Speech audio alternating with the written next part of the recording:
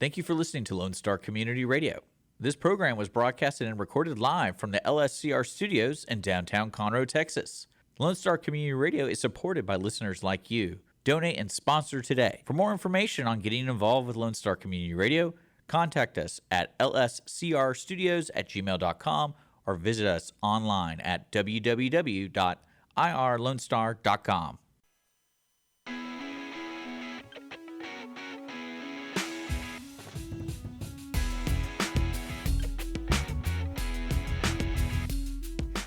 Like nitrogen for your radio lungs, it's the audience of one show on Conroe's 106.1 and 104.5 FM, streaming on irlonestar.com and available wherever you get your podcast from. I am Fat Cat. Next to the guy who doesn't understand where Girl Scout money goes, it's Dick Funky Biscuit Schisler. What's up there, Funky Biscuit? Nothing much, man. January is almost over. Rocking and rolling right through it. And it's kind of flown by, and I'm kind of excited about February because there's a lot to do, and I have a lot of plans. Yes, all of your Valentine's Day plans, huh? Oh, yeah. Let me tell you, if anyone's out there, don't depend on me for Valentine's Day. You know what? I'm gonna make note of that. I will not depend on you for Valentine's Day. Yeah, I would never. I'm not a Valentine's Day guy. No way. That is shocking to me. And you I've known you for a while now. I would have thought you're a Valentine's Day guy, Dick. No way. No, of course not. It doesn't seem like something you'd be too into. You know, I did see something. You said it's January. I did see something the other day that kind of surprised me for January. I heard the jingle of the ice cream truck through my neighborhood, and I thought, wow. In January. So some people who don't live in this part of the country don't understand that, you know, it does get warm, and I guess it gets warm enough in January. The ice cream truck comes out. But I had a small ice cream truck incident, so to speak. I was driving, and the ice cream truck was in my neighborhood, and it stopped. It pulled over and stopped. And there was one lady in front of me in a car, and she stopped and would not go around the ice cream truck. And there was a line of about 5, 6, 7 kids all lined up there getting their bomb sticks, you know, or whatever. And I'm like, is this lady seriously going to wait? And I thought... It's not a school bus. Right, exactly. And I thought, I'm going to go around. It's not illegal to go around an ice cream truck, is it? And as I started to go around, she looked at me and kind of threw her hands up like, what are you doing? And I thought, well, I'm going around him responsibly, slowly. But if I had waited, that would have been probably 10, 15 minutes by the time all those kids got their order. So it did make me wonder if that was indeed illegal. There was a sign on the back of the ice cream truck that said, stop, caution children. But I don't think it's like a school bus scenario where you can get ticketed for it. At least I hope not. I don't know. I mean, I think that's one of those. It's probably different in different parts of the world. Yeah. I know if I saw that and I saw children, I'd be like, all right, I'll go around. Proceed with caution, right? And that's what I did. Well, you know, it's even strange. But she looked at me like I was doing something wrong. I saw something kind of similar. So there's certain county roads that I live by, and some of them are really big now. They're expanding them to 4 lanes and all that kind of stuff. For example, Fish Creek Thoroughfare, McCaleb Road is now a major road. It is. And it's depending on what time of the day, they still drop kids off on that major road. And it's 4 lane, or I guess technically 5 lanes with the median. So when you see a bus on the other side, like, do you really stop? Yeah, because the kids aren't crossing the street and there's a median there. That's a good question. Yeah, and what was even stranger was I encountered one a couple weeks ago, and the stop sign on the bus wasn't out. Like, it wasn't flashing lights. It was pulled over, and I don't know if it was broken, but then because I saw that there's a parent or someone talking to the person. And I was thinking to myself, I was like, so if there's no flashing lights, that means you can do whatever you want, right? That's right. Like, what happens if they break and you're trying to drop off kids and there's no indication that that's what's happening? But people were still stopping. And I was like, do I stop? And I'm like, yes, I think you're supposed to stop. stop. And I said, no. I like some of them actually have like a little crossing arm that comes out of the front of the I was on the opposite. I was going the opposite way. Doesn't matter. It'll go into the oncoming traffic. It'll actually not when there's 5 lanes. There's no. No. Unless it's like a go-go gadget arm. No, it's maybe like 5 feet long, but it's just enough to kind of block traffic. Yeah, I know. I imagine there's something like that. Yeah. I've plowed through those before. Yeah, I know what you're talking about. Get out of my way. But no, for ice cream trucks, I mean, I think it's fair game. I think so too. I think it's kind of fun. But that lady's probably still sitting there, man. Yeah. Well, some people are like that, man. There's some people that just kind of go along in their day, which I respect, like Sunday driving every day of the week, which is fine to me. And especially, like I said, county roads, you get some people who are going real slow. Yep. And I wonder at what point it no longer is called a county road, right? I'm sure there's some rule or designation as to if you're 5 lanes and divided, it's no longer a county road, or is it always going to be a county road? I don't know. I don't know that one either. I got a question for you, kind of somewhat related. When someone asks you, hey man, how far away are you? Do you respond in time or distance? Or does it vary? To be honest, the only time I've been in situations like that, I already have like Google Maps up. So I just screen capture and send that. Like if you're, okay, I guess you could, okay. Yeah, I was going to say, if you're on the phone with somebody, they're like, hey man, how far away are you? Yeah, I'm 10 minutes out. Or do you say, I'm 3.7 miles? Well, I mean, again, the only time I'm really asked that is if like it's a long distance travel. Because like, for example, if I came to visit you, I'd be like, hey, I'm on my way. And I'd be like, how long till you get here? You'd probably answer in time. You wouldn't say, well, I'm 15 miles out. No, I'd probably pull up Google Maps and send that to you. And then let me decide. Or if you're an iPhone user, I'd say, here, you can track me, because I'm not going to be responsible for telling me if I'm late or not. I do think it's interesting though when someone says how long or how far away are you. To me, that indicates distance, but most time I think people respond in time. How far away? Well, I'm 20 minutes away. Well, how far is that? Well, 20 minutes. But I do think it varies. Like if you're in a city, like an urban area where you walk everywhere, you probably do it in blocks. Oh, I'm 10 blocks away. I'm 7 blocks away. And it's just interesting. I don't know. Well, it's also your habits. Because, I mean, if you're going to the same place every single time, they ask you how long you're going to be like, you can tell them easily because it always takes average of 20 minutes or 9 blocks or whatever. But I always just do the Google Maps and just, here you go. Here, you figure it out. Or you track me. Like, I'm not trying to give the wrong answer here. Because I've done that before where I'm like, oh, I'm 30 minutes out, and then I'm 40 minutes. It takes 40 minutes. I'm like, oh, sorry, there's traffic. But again, it's like, especially with people expecting your arrival, because most of the time I always ask that. It's not because I give a hoot how long it's taking you. I just want to know what I can do before you get here. And that's why I'm asking you. Like, I'm not going to sit here and worry about it. I'm like, okay, so he's going to be here in 30 minutes. That means I can take a shower, feed the dogs and do stuff, or my laundry or whatever. Okay, I should have known. I asked miles or time, and you did neither. I did both. You did both. That's exactly right. Hey, man, last week you were very, very suspicious as to where the Girl Scout cookie money was going. You always got to ask questions. Yeah, so I found my magnifying glass, I put on my sleuth hat, and I did some investigative reporting, Dick. I love it. Which means I Googled it. But I found out where all of that money is going. Breaking it down by the numbers, this is eatingwell.com, says 76% of the total cost of a box of Thin Mints stays within the girl's individual troop. Okay, and of that 76%, 24% goes to the baker, 22% goes towards the girl rewards. And that's the part you were interested in, the little patches and things like that they get for doing their various things. So 22% of that cost goes towards that. See, it's funny. This reminds me of a couple weeks ago at 300, one of the dads had the kids were fundraising for the school, right? Mm-hmm. And the way they do it is if you sell X amount of things, you get prizes. Sure.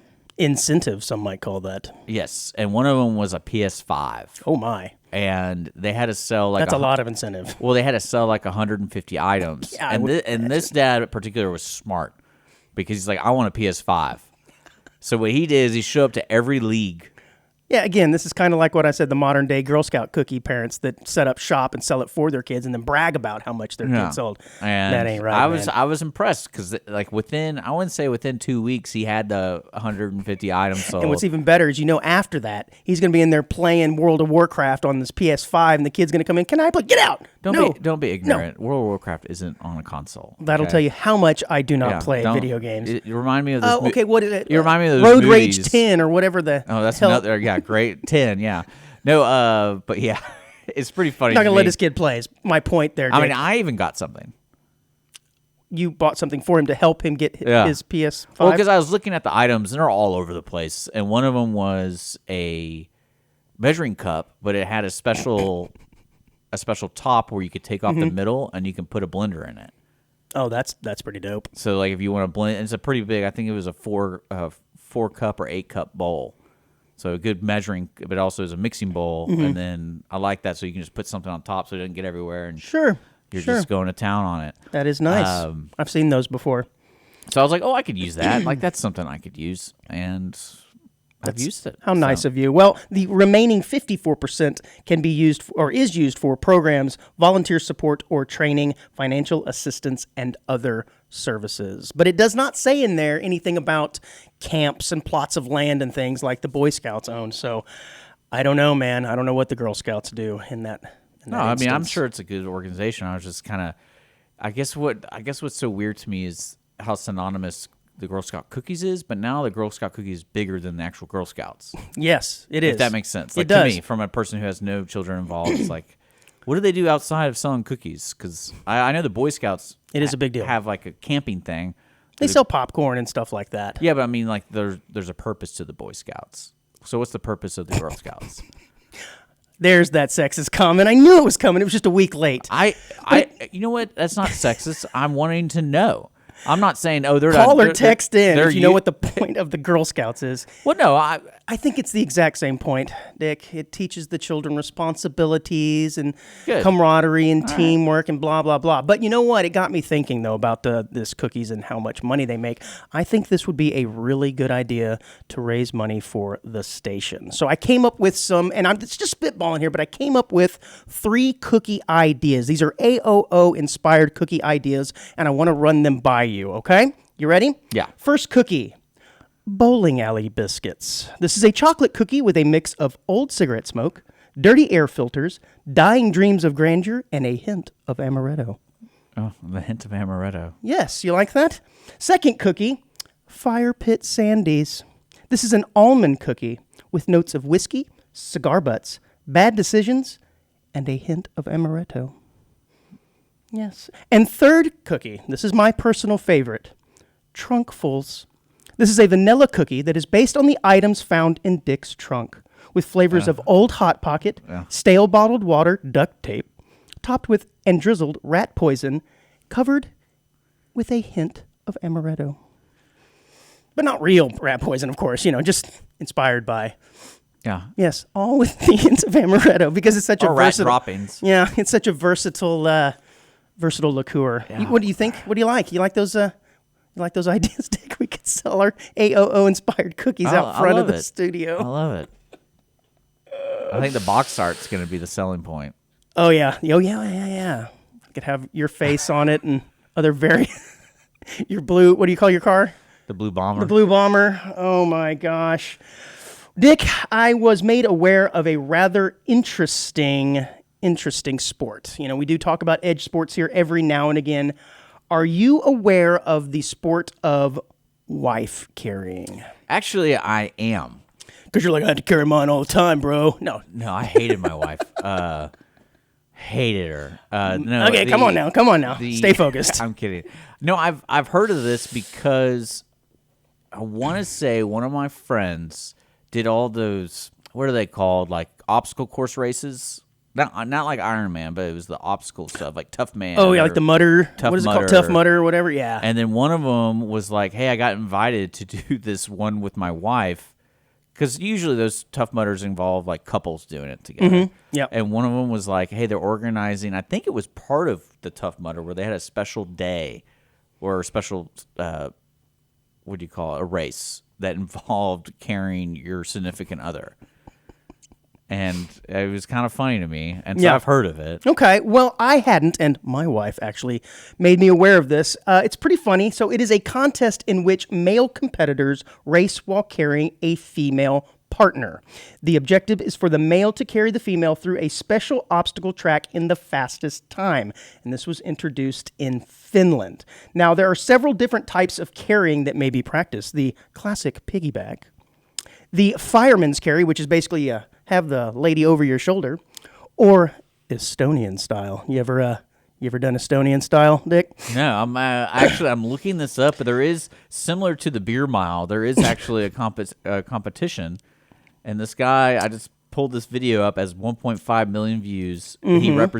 They represented the USA in the wife carrying world championship. Yeah, they did. So Well, I'm gonna try to pull it up. well, there's a picture. There's a picture right here that Andrew sent me. Yeah, and that is Estonian style. I think I may have accidentally found myself in that position awkwardly one time, but not for competition. But yeah, that is probably the most popular, I think. But it's kind of interesting, right? This whole concept. And this is one of these things that that you're really into as like a couple or a family, because it's an edge sport, but it certainly is one that people take seriously. What if you're in a family that's like third generation champion, wife carrying contest? That's really got to put a lot of pressure on the type and size of wife mate you choose, right? Well, it's what I love about this concept is one of the person in the relationship brought it up. This isn't something where you're like have a eureka moment at the same time, like we got to do this together. Yeah. You're like the wife was like, oh, this would be a great bonding thing. It's like, well, I got to put you upside down and go through this thing of water. Well, think about it. You're out on. I know this is crazy. You're out on a first date with this, or even a third or fourth date, and you're really into this guy. And he says, "Hey, by the way, there's this one thing I'm really into, and you're going to need to participate with me." But I would think that would really affect the size of the woman that you're probably inclined to go after. You probably don't want a big, sturdy gal. I wouldn't think. You're probably looking for a little wafy thing, I would imagine. I mean, think about it though. If like you're this is a little weird. I don't know if you're watching on YouTube, Facebook, or I'm putting up some footage, and everyone's figured out the strategy. Yeah, the Estonian style does definitely seem to be the most popular. The women are wearing bicycle helmets, and they're literally kissing the butt. Yeah, their face is buried in their butts while they've got their, I guess that would be their hamstrings or their quads up on their shoulder, and they're running with these ladies. This is great. Yeah, can you imagine bringing home a girl that was, more than 100 pounds to your 3-time defending champion father? He's like, no, that will not work. Well, no. Girl too big. You got to think the guy's going to be, his ego is going to be tested. Right. So it's like, hey, I just got to lift harder, bro. That looks like it's terrible for your back. Oh, my gosh. Yeah, I'd never heard of this, man, but it is nuts. This is probably the new swinger thing. Oh, yeah, I imagine those parties are pretty wild. Yeah, pretty wild indeed. Not like the beer mile guys. That's now, it would be cool, yeah, if they had to drink 4 beers while carrying the wife. Like she's trying to drink it upside down. Like, here, drink it. She's got to drink too. Yeah. That would be great. Dick, are you aware of what the doomsday clock is? It made news again last week. I had heard of this before. No, I don't know if there's an official one, but I've heard of like cults having a doomsday clock. Cults? We need to have our own doomsday clock. Well, that's what I'm saying. I remember that being a thing where, like, especially with the social media where they had like the clock on the website. Yeah. And it's like, the end is nigh. Right. It's not an actual real clock. And it's been around for 77 years, but it attempts to gauge how close humanity is to destroying the world. And every year, some group of scientists get together and they either move it forward or back. I don't know if it's actually ever been moved back, but they last Tuesday moved the clock again, and it is now 90 seconds to midnight, which represents the end of humanity as we know it. You think we're that close, man? I mean, it could happen anytime. But this is set by. I'm still struggling with the concept of dreaming because you're like, is that real? Is this the dream? I think this doomsday clock is too much for you to. So when someone to tells consider. me you have X amount of time, I'm like, do we though? Because when I go to sleep, time doesn't really happen for me, and time doesn't really happen. I imagine death is the same way, where it's just like, I mean, it'd be cool to have something else going on, but. It's not like, maybe it's just total darkness, but... Yes, I love this. It is the Bulletin of Atomic Scientists who created the clock in 1947. That sounds so ridiculous. Well, it says the clock isn't designed to definitively measure existential threats, but rather to spark conversations about difficult scientific topics such as climate change, according to the Bulletin, or how many nuclear warheads we have pointed at each other. But apparently there was something that... I guess it was all the Israel-Gaza type conflicts here recently and other things. Probably the fact that it's an election year conversation had them tick it up within 90 seconds. But you're going to get people who take this serious. Yeah, well, again, that's what it's for. It's to spark conversation. I guess. Look, Funky Biscuit, we need to have some serious talks on this show sometimes. Well, what I love about doomsday. it is like, let's just remind people that life is short. Like, you die. Yeah, we're 90 seconds from the end. So. I need to know, if it ever moves backwards? And I don't know the answer to that question. I mean, I don't really care if it does or not. Well, here's something you will be... Because they're probably just something with like a Donald Trump thing. Oh, he's president. Right, so tick it up closer. We have to make a statement or something Sure. like that. Oh, yeah, I'm sure there are certain political We're events driving that occur. cars with poop. We got to... Dang it, I was going to say that we were going to make it an entire episode without saying the word poop, and we didn't. Dang it, we made it for like 20 minutes. No. No. I won't allow it. I won't allow it. But no, I mean, that's what I'm saying. I think it's kind of funny that this is how they determine what to move the clock for. And then, so They probably heard an episode of this show and went, tick that sucker up. No, they're probably Humanity's like, doomed. oh man, Elon made a EV car. We're going to move it back. And then it's like 5 years later, 6 years later, oh, Elon's a Chad. We got to move it up. Well, the real reason is the ongoing concerns about the war in Ukraine and the Israel-Gaza conflict. The potential of nuclear arms race and the climate crisis, which is what I was implying earlier. COVID may have ticked it up a few years ago. This was just for this past week, the most recent. Oh, well, I mean, that kind of stuff's wild, and it's going to go back and forth. Yeah, man. So from CNN, I thought this was a pretty interesting article. You are aware of Punxsutawney Phil, correct? And this is the groundhog that... if he sees his shadow, there's 6 more weeks of winter or something. Well, his big day is coming up, right? That's in February, I believe. I don't know. We don't follow that really. Yeah, well, wouldn't you know, PETA, the People for the Ethical Treatment of Animals, wrote an open letter, I love this, Monday, to the Punxsutawney Groundhog Club in Pennsylvania, in which they encouraged its president, Tom Dunkel, to remove the animal from the celebration. Yes, they need to formally retire Phil, that's the name of the Punxsutawney chipmunk or whatever the heck he is. Take him to a sanctuary. The groundhog. Well, it is a chipmunk, isn't it? It's a groundhog. Oh, no. Yeah, it's a groundhog, but he's in the same chipmunk family, isn't it? Right? Aren't they all sort of the same? Chipmunk is a groundhog. Groundhog is a chipmunk. Fair. I think. It's also known as a woodchuck. Woodchuck. That's what I meant. Not a chipmunk. Sorry, woodchuck. That's what I meant. Yeah. What they said, they need to retire him and instead replace him with a giant coin. Flip a coin of whether or not there's going to be more or less winter. Well, see, I do like these kind of conflicts that happen over time because you always have the argument of tradition. Yeah. And it's like, when does the tradition need to be put to rest?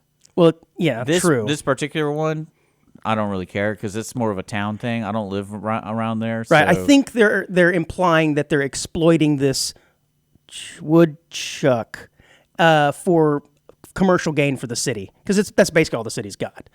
But I've seen him every year. I bet they have more. And there's charm there. He looks like he's pretty fat and healthy and happy to me. What is he doing the rest of the year? That's one day out of the year. The other 364 what's he doing? I mean, what I like this idea is that somebody privately owned the groundhog and he just leases it to the city. Yeah, playing PS5 or something. And, he's like, that's my job. That's my family's tradition for the past 10 generations is to take care of the groundhog. Yeah, and he's probably got FU money too, man. The for doing it. No, the family. I can imagine. Well, you know what I'm talking about. Like like you're asking what happens to the groundhog during the year. It's like I bet some person takes care of it, and then they're like, "Oh yeah, I won't forget it." PETA wants them to flip a coin now. Yeah. Well, I mean, again, it's a tradition, and if you're flipping a coin to see if it's going to be 6 weeks longer of winter or whatever, it's like we already know it's kind of sham. Yeah. This is kind of fun though. They should see if they can get that. The groundhog. I'm going vacillating back and forth between groundhog and woodchuck. If they can get him to flip the coin, now that'd be a cool circus trick, parlor trick, right? It's like going to a fly circus. I've heard of it. Is that really a thing? It's a real thing. It's a real thing. No way. Look at a fly circus. Flies. Yeah. Maybe next week, man. I don't know. Did you hear all of the news about the explicit images, AI images, in fact, of Taylor Swift making its rounds on the internet? I mean, I'm surprised it's not already a thing. Well, that's okay. That's my thing. Or wasn't it already a thing back in the day? Well, I actually saw one of these on like the I Love Conroe, and it wasn't explicit, obviously, because you can't post anything like that. It was mildly suggestive to me. I mean, she was leaning forward, and there were some fans like behind her, kind of looking at her rear end or something. And I thought nothing of it because it looked highly stylized. It looked AI generated. It didn't look real, but apparently these got really out of control last week, and they're very explicit, as you can imagine. And they made the rounds, viewed 17 million times in the first couple of hours or something like that. Yeah. And it finally has caused, I think, somebody in the federal government to say, perhaps we need to look into this AI-generated stuff and see if we can get a hold on it. So it takes Taylor Swift actually having her likeness or image done before we finally say, this probably isn't something that's going that's usually how it happens. I mean, there's probably some poor family that's been fighting some laws or whatever. My exact point. Yeah, exactly. But then again, that's what Taylor Swift does for the society. It brings light to these really crucial things. Thank you, Taylor. I appreciate it. Well, it's funny. I don't really. I've never played football, but I've been around football players because I did photography for high school football, and they have a good language going on the field, good dialogue with each other, and especially the team they're playing against. Mm-hmm. And I was thinking to myself, watching the football games this weekend, and I guess Taylor Swift's dating one of the football players, and I was like, I wonder. I've heard about that. And I was like, I wonder how many of the opposing team is talking trash about him being Mrs. Swift. Oh yeah, and as they tackle him, they've got there you go, Mrs. Swift, mm-hmm. Or there's different ways. Or if he misses that catch, or a catch. Because I always wondered, because I feel like if someone heard it, they'd be like, oh, we gotta ban that player now because he talked negatively about Taylor Swift. Yeah, I don't think it would go that far, but if he's sensitive, it could certainly get under his skin. And his play did dip earlier in the season, and everybody's like, it's attributing it to all the attention. When it could have been, of course, he had an amazing game in the AFC Championship, and so I think he's past it now. Because Taylor Swift can change industries just by appearing. Yeah, she can. Yeah. She can. It says Swift's enormous contingent of loyal Swifties expressed outrage on social media this week, bringing the issue to the forefront. So again, thank you, Taylor Swift, for fixing the world for us. I don't know. Yeah, I don't know. If anything, though, it'll help. So, switching gears here, I heard you talking about CGI and special effects a couple weeks ago on Cindy Cochran show, the great Cindy Cochran. And it got me thinking about this one scene that I remember from the 2002 Spider-Man movie with Tobey Maguire. Yeah. And this is that real iconic scene where he is in the cafeteria with Kirsten Dunst, who's playing MJ, right? Okay. And you probably know the scene I'm talking about. Yeah. And she's walking with a tray of food, trips, and her tray goes flying into the air. All the food goes flying in the air. Tobey Maguire turns around and notices this. He's kind of, at this point in the movie, coming to grips with the fact that he's got all this newfound abilities and things like this, so he's not quite sure what he can and can't do. Turns around quickly, grabs the tray, and has all the food land perfectly back onto the tray while catching MJ at the same time. It's like, whoa. And that looked really cool. Were you aware that was done without CGI? Thinking back to it, it doesn't seem possible. Well, didn't they use strings? No. At the time, they said it would be too costly and take too much money, resources, time, whatever, to try and CGI that in. They wanted to do it real. And it took them 167 tries before he finally, nailed it. There at the end. Pretty cool, though, man. And I did go back and watch that scene on the clip just to... because I had always assumed it was CGI, but no, that is for real, man. Pretty cool. Were you aware of that? I mean, I knew there were some practical effects in that movie, and I also knew because Sam Raimi really likes doing practical effects. I know that because did the Evil Dead. Practical effects, is that what you're calling? Practical. So that is the use of non-CGI. Yeah. Okay, I wasn't aware of that term. Yeah. Practical effects. Well, it's kind of like the scene, the scenes where he's climbing the walls and things. Like you can tell that they're trying to do camera techniques to make it look like. So the wall was like inclined 15 degrees, or something like that. And, okay. And I mean, same thing with Lord of the Rings. A lot of the shots in there were perspective shots, so to make them. The actors were really on stage, but ironically, Gandalf was 15 feet to the right. But the way they did the camera made them look like right next to each other, and Frodo's a little hobbit. Huh. I mean, you should see the cart. All the scenes are on carts and stuff. Mm-hmm. You should see how big the cart is. It's giant. It's hilarious. But yeah, no, I mean, that doesn't surprise me. Okay. Well, I was thoroughly surprised because I just assumed something like that. First of all, it's really hard to do. It's like an apple and a sandwich and something else, maybe a drink. I don't remember. Just Well, I don't think lands Tobey perfectly. Maguire did it. I bet there was some stunt guy. It was Toby. That's what we're saying, And man. they dropped the items onto the deal? Like, how would they do it? Why are you bringing this to me? Now I want to look it up. That's kind of the point. It's to spark intrigue. Well, you seem like you're like, not surprised, not surprised. Now all of a sudden, you're curious, aren't you? I thought it was with strings. Actually, I said 167. It was 156. I need to report more accurable. I just made up a word. Accurately. My apologies. Yep, it was actually them. All on their own. What are you looking up here? I'm looking it up. Oh, you want to show the video? I want to see how they actually did it. It's probably in that link I sent you, but I don't know.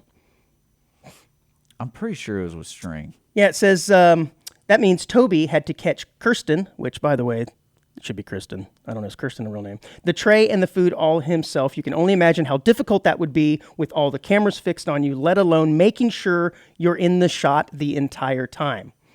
Yeah, man. Says Spider-Man creator Sam Raimi, who's who you're talking about, fought Sony to keep the scene in the film because the studio thought it would take too long and too many resources to get it right, as I indicated earlier.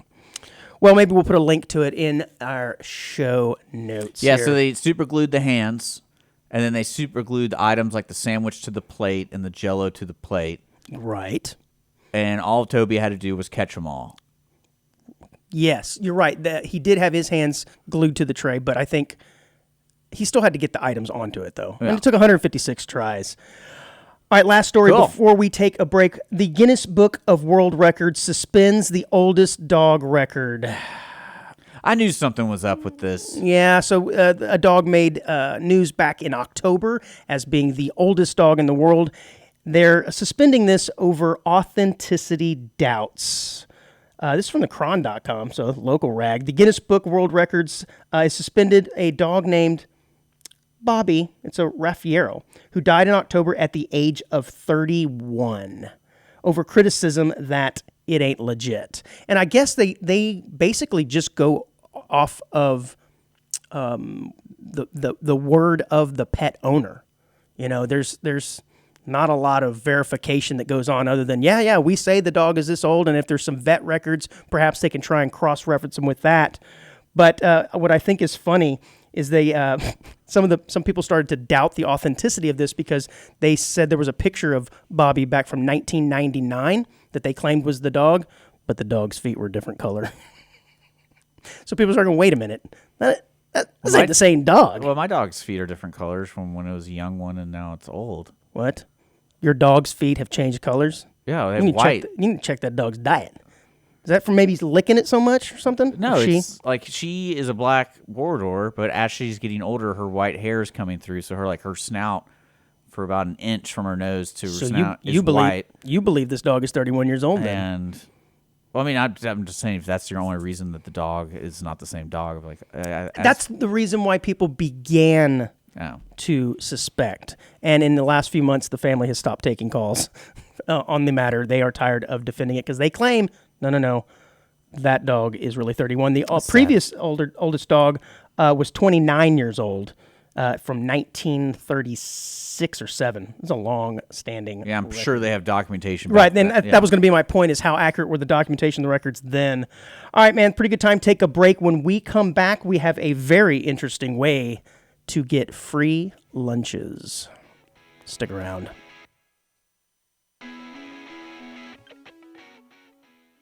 Hey there, audience of one listener. We hope that you're enjoying the show. And if you are, and you like what you're hearing, tell a friend.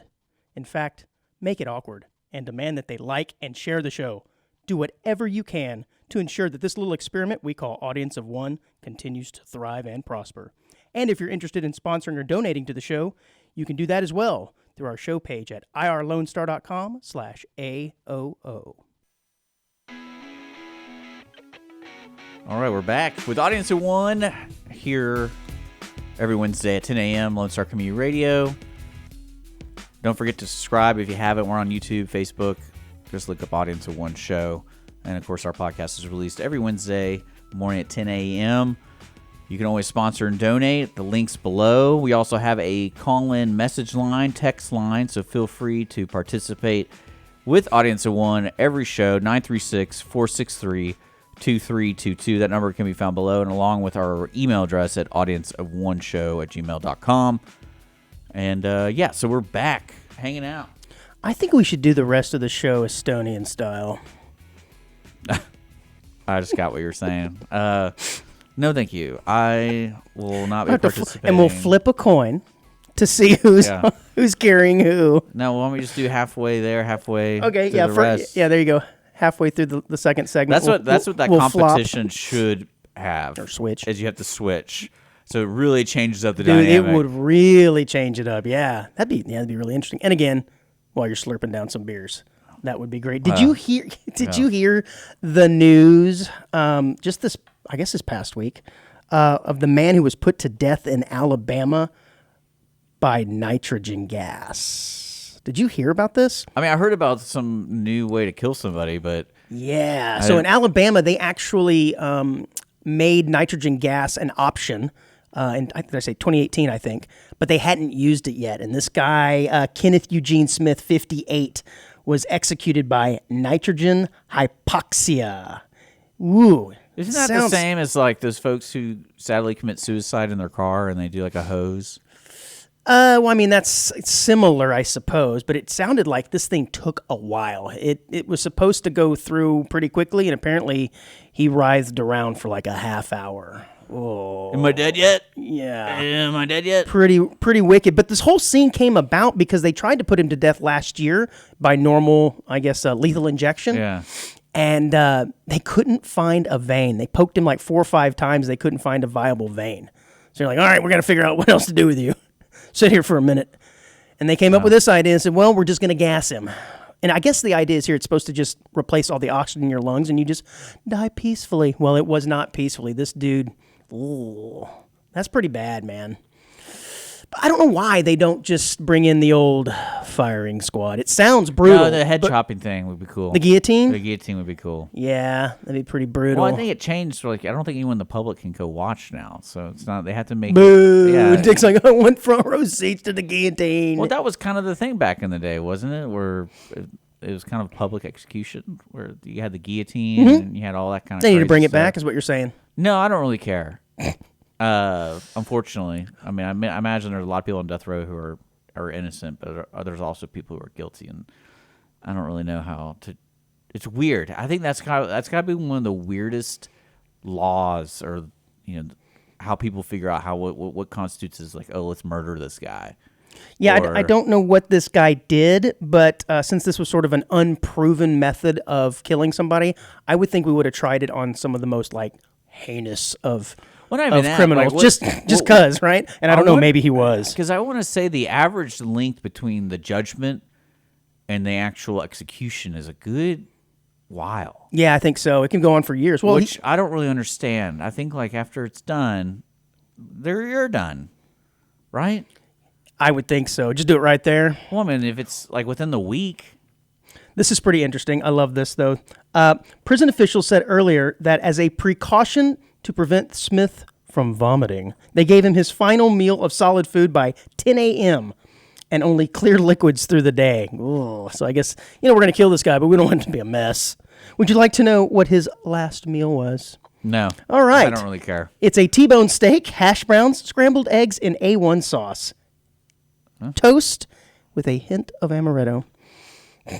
I love it. I just made that last part up. But apparently the chemicals that are needed for injections, lethal injections, are scarce and they're hard to come by for whatever reason. And so this was adopted as a routine or methodology they could use in lieu of lethal injection. Yeah, pretty wicked. But I say bring back the firing squad because I know it seems like it's brutal, but apparently it's quick and it's painless. Well, I know that's an option instant. In military. Sure. I know that. Yeah, absolutely. What are you messing with over there, man? Well, it's this I'm just trying to make sure we're actually working. Recording and yeah. I'm running the radio station at the same time. I mean, it takes some time, bro. Yeah, it does. Okay, so this is the story that I teased right before the break. This is actually from a year ago, but it's right at the 1-year anniversary, so that's probably why I ran across it. But this is pretty funny. Okay. So there is a woman named Vivian Tu, and she went viral in 2021 with a clip where she bragged that she went on 6 dates a week to avoid paying for groceries. You know, it's funny. I'm pretty sure it might have been in this show. Oh my! But I remember what a lovely person. I remember reading an article about a guy who was homeless. Uh-huh. And he would date women to live at their house. Oh my! I remember that. I was like, that's pretty. That wild. is pretty wicked. So he probably didn't actually have a permanent residence, but so he's got to always constantly be, as he can see one fade, and he's got to get another one on the hook so he can go straight in there. She's like, boy, you sure do want to come over to my place really quick? Yeah. How about tonight? Just saying. Tinder. That's what Tinder's for. Roommates. Yeah, but that's a one-night thing, I guess. If he's looking for a more permanent basis, because otherwise you got to put in work, man. No, I had not heard that, but that's pretty funny too. Along the same lines, she goes on 6 dates. She says now again, this is where I'm not entirely sure I believe her, but she said between 2016 and 2018, quote, I didn't buy groceries once. Probably saved about $150 a week. Well, this inflation is probably $250 now, but yeah, she sounds like a wonderful human being. And I would imagine, though, is it the same person multiple times, or is she getting 6 different dudes 6 different times a week? And I guess social media really does help this out a little bit. I mean, Tinder people are addicted. And I don't know that she's sleeping with all these people, right? And she's just getting lunch, right? She's going out on a date. Typically, dates involve someone purchasing the other person a meal. I mean, good for you. I think. Would you implement this technique if times got tough? No. That's too much work. That's what I'm saying. It is a lot of work. And I don't know. She said originally she didn't start this to save money on food. It kind of dawned on her. She's like, hey, I haven't bought lunch in a few weeks. This is a really good idea if I keep this up. I like it. Yeah. Psh. I like it. I figured that you would, Dick. So I got to ask you, are you a closed captioning guy? And you know what I mean when I say closed captioning? Yeah, I mean, it just depends on the scenario. Yeah. Like, if I'm watching a movie with people around, I'm like, yeah, I'd rather have closed captioning on. But if I'm watching a movie by myself, probably not. And then if the movie's terrible, then yeah, I'm going to put it on closed captioning. What does that have to do with it? The movie's terrible? Well, like, the sound's terrible. Oh, okay. If the sound quality is terrible. I know as a kid, I couldn't stand closed captioning. Every time I see it, it would just annoy me. Yeah. You know, and I was like, oh, why do people do that? That's so annoying. Of course, not realizing as a young person that some people can't hear, Andrew, and that's why they do it, But as I've gotten a little older, I have found myself using closed captioning more often. But what's funny is not all closed captioning is the same. Oh, yeah. Some of them are down at the bottom of the screen in a nice, neat little fashion, and some of them jump around. And the ones that jump around annoy me because they'll be over the subject's face sometimes, and that really pisses me off. I'm like, dude, move it down to the bottom. I don't get that. So if it's the ones down at the bottom, I'm okay with that, right? Because oftentimes I can ignore it if I want to. You know what you need to try out just to experience is one of my friends is blind, and the audio descriptions of movies is totally on the other spectrum of closed captioning. Okay. Because you know how in closed captioning they do some closed captioning for noises. Yeah, door squeaks. Yeah, door squeaks or audible laughter in the background. Yeah. But if you're listening to the audible stuff for audible, man squeaks fart. No, they go into description. I forgot what the original, like the actual name for it is, where they describe every single thing so fast. It's like character A walks and shuts the door quietly, then strides through the office happy and jovial. And I think you need to do this for a living. You were really good at that. But yeah, but it describes I wasn't aware. That's awesome. It describes every single thing. It's nuts. But closed captioning, yeah, it's a must for me most of the time because it's just okay. And yeah, I don't know. I got really used to it mainly because I could focus on it. Especially the worst thing is to go to a bar or go to a restaurant with me and have a TV on. Yeah, because you're.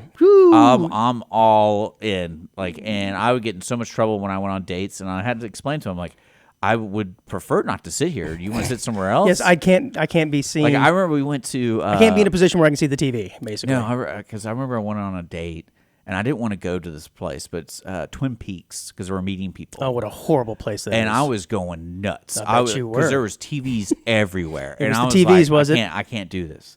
I literally go, I can't be They in have here. other things in that restaurant that are supposed to distract you, Dick. Yeah, no, I get that, but it's just like literally any seat you sat. Yeah, you it's a could TV. tell. They've got TVs. And my everywhere in those types favorite of is places. the Law and Order episodes that sometimes you go to a restaurant or bar is playing. They have the closed captioning, and I'm like, now I'm invested.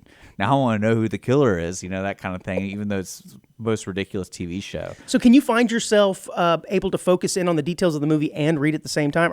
Do your eyes go back and forth, back and forth? Yeah. Because I find myself sometimes I'll just be reading the whole time. I go, oh my gosh, I haven't looked up from reading in a while. So I have to really either say I'm not going to read it or I'm going to practice moving back and forth. Because if I get lazy about it, I'll just stare at the words. I wonder if that's a pretty common problem as well, and I'm not the only one. I encourage everyone to watch Roadhouse with closed captioning on.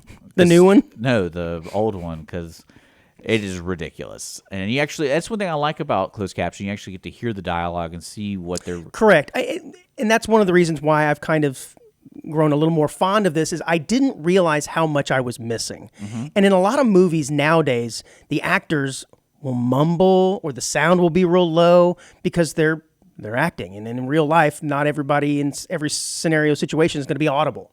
And so to add realism, they'll say something really low. Blah, blah, blah. You're like, what did he just say? And you read it and you go, oh my God, he just basically gave something that's important to the plot of the movie and I had no idea. So that's part of it. Well, something interesting about closed captioning is I thought it was just for the olds. Apparently Gen Z, that's the youngins, they like closed captioning. They're okay with it. And like I said, when I was a kid, I couldn't stand it. But these are kids and they like it. And part of it is social media. And when you've got something on your phone scrolling with the sound down, most all of these videos on TikTok and Insta and whatever else has closed captioning. And so they've just learned to adopt it and learned to like it, which I think is pretty interesting. And I guess that probably will stick with them even outside of social media, surfing and whatnot, and will translate to when they're olds like us and watching movies. And just keep the closed captioning on. Isn't that crazy? Crazy. Yeah, it said 59% in this recent survey from WGBH. It says that 59% of Gen Z respondents watch with subtitles, and 52% of millennials do that. So that is what we call significantly statistical improvement. Right? That's a big change. Well, whatever. Yeah, you're a millennial, aren't you? Yeah. How do you feel about that? How are you dealing with your millennial? I feel labeled. Your millennialism. You feel labeled? I still bleed red. Oh, I bet you do. Yeah. Especially after you go Estonian style. Well, I'm just glad to know that it's not just for the old people. I'm obsessed with the Estonian style, man. It's so wild. Are you familiar with the restaurant Dick's Last Resort? No, it sounds great. Are you not? You're not familiar with it? No. Okay, so Dick's Last Resort is one of these restaurants. It's a themed restaurant where the waiters and they're mean to everybody. are rude to everyone. Yeah, okay, I've heard yeah, and I've been to one. It's been years ago, and they'll like throw stuff at you and like rolls, or they'll call out what you're eating or what you're wearing or whatever, and it's kind of an interesting concept. I'm not sure why that caught on, like why people would want to actively go out to eat and be insulted, but apparently they do. Where is it? I was reminded of this because there was one down on the Riverwalk in San Antonio. Okay. And I passed by it and I was like, oh, I think that was probably the one I went to a long time ago. And it reminded me. Well, I did not know that there is an Australian sort of take on this called Karen's Diner. Oh, perfect. Perfect. No, I like it. Oh, so you can imagine what this is. This is female sort of dominated waitresses in like the 1950s style, retro style. See, the thing that sucks about the Dick's Last Resort is if you try to play a prank on somebody and like, hey, let's have dinner tonight. I'm like, yeah, I picked a place. Here's the directions. It's called Dick's Last Resort. They'll be kind of suspicious about that. But if I was like going on a date or have friends visiting in town, I'm like, oh yeah, we'll just go to the local diner. Yeah, Karen's Diner. And then, it's not as obvious. I know. I think that's a good joke. And I know there are people that didn't get the bit, right? And they walk in not expecting the service to be Dick's terrible. Last Resort would make me think. I like, think what's no, going I'm talking on about here? in this Karen's situation, right? And then they're like, man, the service in here is terrible. This is horrible. They're really rude. Well, unfortunately, this Australian chain is closing up shop. Oh, I wonder why. And I think that, well, a lack of patrons, so to speak. Yeah, it says the end of the viral venture has seen the close of Karen's Diner restaurants in Perth, Melbourne, and the Gold Coast. Yeah, it says the demise of Karen's Diner, we felt the time was right to take a look back at the legacy and the controversies. Did you read this article, dude? What happened last year at this place? So here, it says last year at Bisbee Restaurant, the restaurant came under fire where one of the wait staff was caught on camera taking the act a little too far. The male waiter accused the father of being a pedophile and his daughter of having an OnlyFans account. The waiter also alleged and called the girl a tart, and then he mimicked a inappropriate thing onto their table. I think they're pushing the bit a little far, man. I like it. I mean, because what I love about that is if you go to a place, you have to sign something. You have to, because it's like these guys can say anything they want to you, and you got to take it. Supposed to. But can you imagine? This is on film. We got to find this one. Yeah, it says waiters and waitresses were allowed to swear, tell people to F off, flip their middle fingers, walk away, shout, film people, and toss food. The only kinds of offense that were explicitly off limits were jokes based on a person's body, ethnicity, or sexuality. But it sounded like in that one example you just gave, they were pushing the envelope there a little bit too much. But I think that's exactly what happened. It was gimmicky, and it was also risky, and I think some of the patrons were like, yeah, Karen's Diner ain't working for me. But Dick's Last Resort's still holding up. I guess the people in Australia maybe not as, tolerant of such things as we are. Well, I mean, especially if you're going to the show, don't be shocked of what the show is. And I think I wonder what the experience is walking through the doors. That's almost like something where you have a waiting room, and you're like, hey, before you go in, just to let you know, here's the house rules. That would not be a bad idea. And just to let and you know. They might. Yeah. I don't remember that at Dick's Last Resort. Yeah, you walk in, the person just briefs you, a good 30-second briefing. Hey, just let you know, that's the theme of this restaurant in case you're not aware. And they're actors. Yeah, essentially waiters. They are. Yeah, they are. Anyways, well, maybe I was going to say we make a show trip to Australia to Karen's Diner. But what I was hoping for is no more. What do you call it, BDSM kind of people who are like, I love being talked down to. I'm going to go to this Karen's restaurant. I love it there. Yes, I see what you're saying. Yes. They're calling me useless. Yes, I am useless. But, I mean, teach their own. I mean, I like it. I mean, I could totally see people doing that. That's great. Yeah, I want to go back there. It makes me feel real bad about myself. I love it. Yeah. And the fries were good. Keep it coming. They got that freestyle machine. I can get an orange soda. Yeah. I don't care if she throws a biscuit at me. Yeah, that's funny, man. That's my Karen's Diner patron voice, by the way. I think that's sad that it didn't work, and especially the controversy. Because, again... we need more themed restaurants. We need more themed restaurants. Also, I would imagine the Dick's one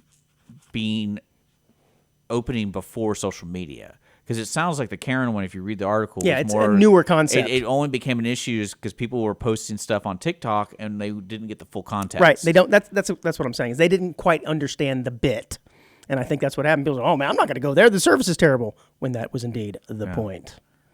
Well, I think that's also the point shouldn't be terrible service. Like your food should still come out. Can you get great service while also being called a pansy? Yeah. Yeah. Really? I don't know if those two things are synonymous or not. Well, I mean, let's be realistic. How often do you want to interact with a wait staff while you're trying to eat? I mean, I think that's part of it, right? I mean... Well, as I'm saying, it's either a show or it's not. And if it's both, that's cool, but still only come by me to be the wait staff. Don't come over here and try to start talking smack if you're not going to refill my water. Yeah. Does that make sense? It does. And that reminds me, I actually went to a dinner show. Because can you imagine the awkwardness if, like, you ask for water, like, no, and they walk away, and like, well, that was all fun and games, but I really want water, so do I just get my own now? Yeah, or? Like, nope. They just walk right on by. Yeah. That reminds me, I went to a show one time in Las Vegas, and it was actually, like, supposed to be an Italian wedding. But you ate while you were there. It was a meal, but it was also a show. And the show was you were a guest in the wedding. Bless you, Dick. That's hitting me. Yeah, it is. And it was really interesting because They never broke character, at least they didn't try. So if you got up and went to the restroom and there were other actors there, they're still playing the part even in the restroom. And this one guy stopped me, and I remember he like opened his wallet and he was showing me a picture of his girlfriend, and it was this, weird looking redheaded girl, but he was still acting or whatever and blah, blah, blah. And I'm like, okay. And then he stopped and he said, I really like your shirt though.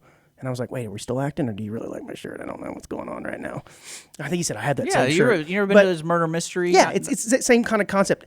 I had a blast. It was really, really good. Yeah, and I think they get people up on stage to sing, just like at a wedding party. It was literally as if you went to a wedding. I went on a date. People you don't know. I went on a date to the King's Feast, and